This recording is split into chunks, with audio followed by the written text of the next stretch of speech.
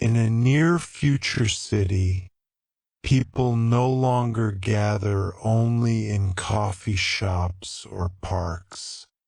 They also meet in a place called the Metaverse, a shared digital world where reality and imagination blend. Through headsets and virtual spaces, individuals can walk, talk, and create together, even when they are thousands of kilometers apart. Sophia, a young teacher, enters the metaverse for the first time. She is amazed. Her classroom has turned into a bright virtual garden where her students appear as colorful avatars. They learn about planets by walking among digital stars, explore ancient history by stepping into realistic temples, and share ideas while drawing in the air. Feels like a dream made real. At first, Sophia believes the metaverse is pure progress, a way to connect, educate, and experience without boundaries. Her students who once felt shy now participate freely. They can travel anywhere through imagination, and learning becomes joyful. But as she spends more time inside, Sophia begins to notice something deeper. The virtual world never sleeps. Some people spend so much time online that they forget their physical surroundings. They build digital houses but ignore their real ones. They smile through avatars but feel lonely when they remove the headset. Sophia realizes that the metaverse can both unite and divide. It gives humans freedom to connect across the world, but it can also blur the line between real and artificial life. The challenge is not in technology itself, but in how people choose to live with it. As weeks pass, Sophia starts to explore more corners of the metaverse. She joins music events, global conferences, and even digital markets where people trade art made of light and code. The world feels endless, a place where creativity has no walls. But not everything shines. She meets Daniel, an artist who spends most of his life in this virtual realm.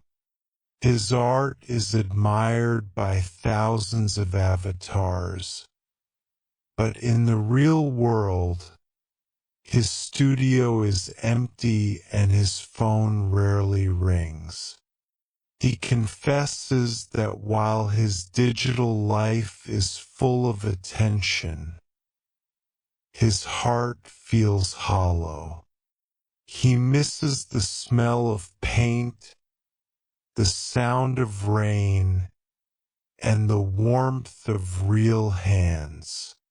Sophia listens carefully. She begins to understand that identity in the metaverse can be both powerful and fragile. People can express themselves in new ways, free from limits of gender, race, or appearance. Yet at the same time they can lose touch with who they truly are. Behind every perfect avatar is a person seeking meaning, belonging, and truth. To help her students, Sophia creates a new lesson, one that teaches them not only how to use the metaverse, but how to stay human within it. She tells them that technology is like a mirror. It reflects what people bring into it: kindness or cruelty, wisdom or ignorance. Through honest conversation, her students learn to balance both worlds. They create digital projects that also benefit real communities, virtual cleanup events that inspire people to plant real trees, and online charity art exhibitions that raise money for real children. The metaverse becomes more than a playground of fantasy. It becomes a bridge between imagination and responsibility. Time moves forward, and the metaverse becomes a part of daily life for almost everyone. Virtual offices replace traditional ones. Concerts attract millions of avatars. And even governments begin to hold digital town meetings. The line between the physical and virtual continues to fade. Sophia now leads a group of educators who study how the metaverse affects society. Together, they explore questions that shape the future. How do people build trust in a world where faces can change at will? How can empathy survive when touch and presence become pixels and sound? They discover that the metaverse can expand empathy, but only when used with awareness. In one project, children from different countries build a shared city online. They learn about cultural differences, cooperation, and respect. In another, hospitals use virtual therapy to help patients overcome fear and isolation. These moments show the best of human creativity and care. However, problems remain. Some people misuse virtual power, creating false realities or manipulating others for profit.